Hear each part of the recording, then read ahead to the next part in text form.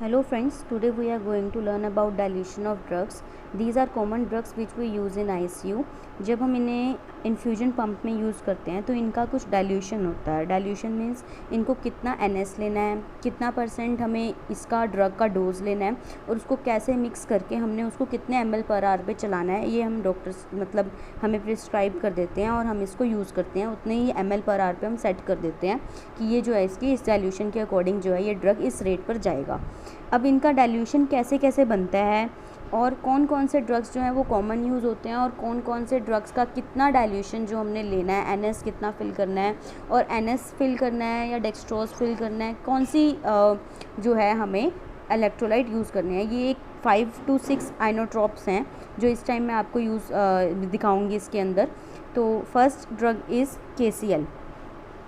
I think KCl is very well known drug to all of you. KCl is potassium chloride. Potassium chloride का हमेशा जो एक standard dose है वो 20+20 का है. ये हमेशा 40 ml में ही बनता है. मतलब 20 हमें 2 10 मिली इक्विवेलेंट्स जो इसका जो वो है एम्प्यूल है, 2 एम्प्यूल लेने हैं हमें जो 10 मिली इक्विवेलेंट्स के हैं वो फिल करने हैं, प्लस 20 ml NS लेना है.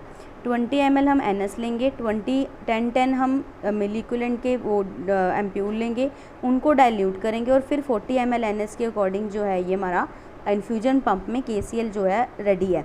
उसको डॉक्टर्स प्रिस्क्राइब करते हैं कि आपको कितने आवर्स के लिए ये चलाना है. सपोज़ अगर ये 8 आवर्स के लिए चलाना है तो डॉक्टर कहेंगे आप इसको 5 ml पर आवर पे चला दो और 8 आवर्स के लिए. तो ये हमें एक मतलब वो प्रिस्क्रिप्शन उसके अकॉर्डिंग मिल जाती है और फिर हम ये चलाएं. अब देख लो आप 8 घंटे चलेगा 5 ml तो 8 5 = 40, तो ये 40 ml कंप्लीट. यानी कि 8 घंटों में ये KCl जो है पूरा इन्फ्यूज़ हो जाएगा पेशेंट के अंदर. और फिर हमें 1 घंटे बाद इसका जो है KCl पोटेशियम हम चेक करते हैं कि इस KCl देने से हमें कितना जो पेशेंट को है वो उसका पोटेशियम रेज़ हुआ है, कितना रेज़ हुआ है. उसके 1 घंटे बाद चेक करते हैं. ये बहुत इंपॉर्टेंट चीज़ है कि ये ना हो कि आपने KCl दे दिया, सपोज़ आपने 8 बजे शुरू किया, 5 घंटे यानी कि 1 बजे ख़त्म हुआ और 1 बजे ख़त्म होने के बाद आपने 1 बजे उसका टेस्ट किया तो पोटेशियम ऑब्वियसली वो रेज़ ही आएगा.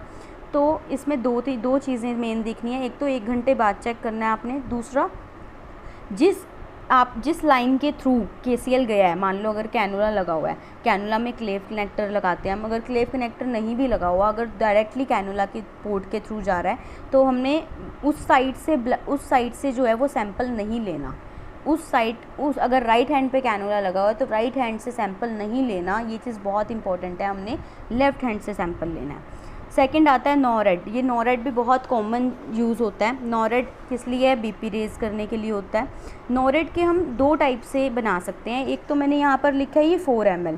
4 ml मीन्स 2 एम्प्यूल. 2 mg का एम्प्यूल होता है एक. अब ये हमने और 2 mg 2 ml तो यानी कि 2 ml का एक एम्प्यूल होता है. तो मैंने 2 एम्प्यूल लिए. अगर तो 2 एम्प्यूल लेते हैं तो इसमें मैं 46 NS करूँगी क्योंकि इसका जो डाइल्यूशन बनता है वो पूरा 50 का बनता है. जैसे KCl का हमने 40 में बनाना होता है, ये स्टैंडर्ड होता है. ऐसे 50 का हमने KCl जो है वो नॉरेड जो है वो हम 50 का बनाते हैं.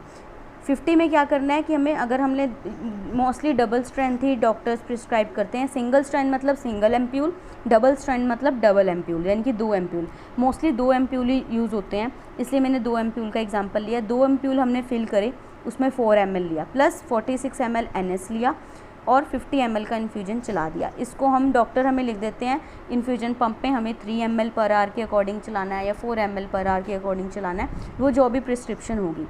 नेक्स्ट है पेंटोसिड. पेंटोसिड मोस्टली हम 100 ml NS में या डायरेक्ट भी इवन दे देते हैं, बट ऐसा नहीं करना चाहिए. पेंटोसिड भी हमें इन्फ्यूजन पंप के थ्रू देना चाहिए. पेंटोसिड और KCl इन दोनों का 40 में बनता है. ये चीज़ याद रखना. इसका याद रखने का मतलब ये तरीका है कि KCl और पेंटोसिड हमेशा 40 में बनेगा. बाकी सारे ड्रग्स मोस्टली 50 में ही बनते हैं. Approximately drugs 50 ml NS 50 ml का कंप्लीट करेंगे, बट पेंटोसिड और KCl 40 ml का कंप्लीट करेंगे. अब 40 mg का पेंटोसिड होता है. 40 mg को हमने 10 ml में जो है हमने इसको डाइल्यूट करना है. 10 ml जो है वो डाइल्यूट करना है. 10 ml प्लस 30 ml NS लेना है. 30 ml NS ले लिया, ये हमारा बन गया 40 ml. इसको हमने 8 ml पर आवर के हिसाब से या कोई भी जो भी वो डॉक्टर की प्रिस्क्रिप्शन है उसके हिसाब से हमने ये चला देना है. नेक्स्ट है इंसुलिन, ये भी मोस्ट कॉमनली यूज़ होता है insulin. Insulin is for like, पहले बात तो हमें ये पता होना चाहिए कि कितने ml जो है वो कितना यूनिट बनेगा। अब मैंने यहाँ पर ये चीज़ लिखी है कि 0.5 ml यानी कि ये 50 यूनिट है। कैसे, अब अगर मैं यहाँ पर ये कर दूँगी कि ये 1 ml, ये बन जाएगा मेरा 100 यूनिट। 0.5 50, अगर मैं कर दूँगी 2 ml तो यानी कि ये कहलाएगा 200 यूनिट। समझ गए आप बात। अगर मैंने 1 ml 100 यूनिट था तो 0.5 आधा क्या होगा, 100 से आधा 50 यूनिट। मोस्टली 50 यूनिट ऐसे प्रिस्क्राइब करते हैं कि आप इसको डॉक्टर क्या करते हैं कि अगर 200 से अबव है तो मोस्टली 10 लेंटस या हम इसको नोवा रैपिड दे देते हैं। नोवा रैपिड मोस्टली 10 यूनिट्स या 20 यूनिट्स। लेकिन अगर कंटिन्यूस जाना है, अगर इंसुलिन ने कंटिन्यूस जाना है और हम उसकी 2 hourly insulin 2 hourly RBS check करते हैं और कंटिन्यूसली इंसुलिन जाने के लिए हम इसको इन्फ्यूजन पंप में रेडी करते हैं, जिसके अंदर हम जो इसकी स्टैंडर्ड डोज है 0.5 ml 50 units of insulin plus 49.5 ml of NS। अब आप बोलेंगे 0.5 ml कैसे ले, 0.5 ml जो लेने हैं आपने ये वाले, वो इंसुलिन सिरिंज से ही लेनी है। ये वाला इंसुलिन सिरिंज का ही यूज़ करना है। इसके अंदर आप सिंपल जो 10 cc आपकी होती है या 5 cc 2 cc वो यूज़ नहीं कर सकते। इसमें हम यूज़ कर सकते हैं।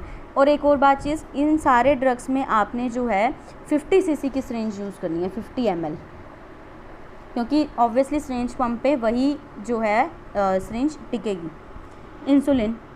इंसुलिन में आप समझ गए कि इंसुलिन में 0.5 ml यानी कि 50 यूनिट्स प्लस 49.5 ml NS वो फिल करनी है और 50 ml में चला देना है।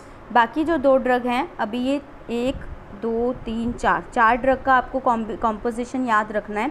4 जो 5th एंड 6th है वो नीट जाता है। नीट मतलब उसमें कोई डाइल्यूशन नहीं होती, कोई NS मिक्स नहीं करते, कोई D5 मिक्स नहीं करते, इसमें हम सिंपल नीट चलाते हैं।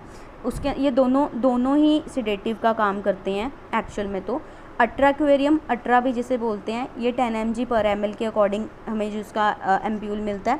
प्रोपोफोल 10, ये भी 10 mg पर ml, बट प्रोपोफोल का आपको जैसे अब 10 mg पर ml बना, इसका मतलब अगर आपको कई बार इसके अंदर बड़ी जो है एम्प्यूल भी मिल जाता है, जैसे 200 mg पर 20 ml, ये एक एम्प्यूल आता है इसका 200 mg पर 20 ml, ये भी एक एम्प्यूल आता है। तो ये दोनों जो ड्रग्स हैं वो आपके नीट जाएंगे, इसके अंदर हम कोई डाइल्यूशन नहीं करेंगे। एक बार फिर से बता देती हूँ।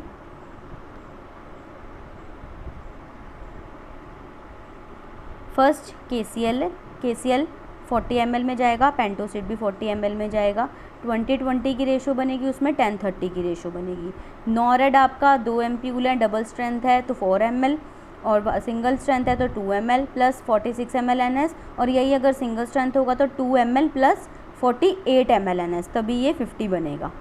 इंसुलिन 0.5 ml 49.5 ml NS आपका 50 ml, ये स्टैंडर्ड है इंसुलिन का, ICUs में यही चलता है।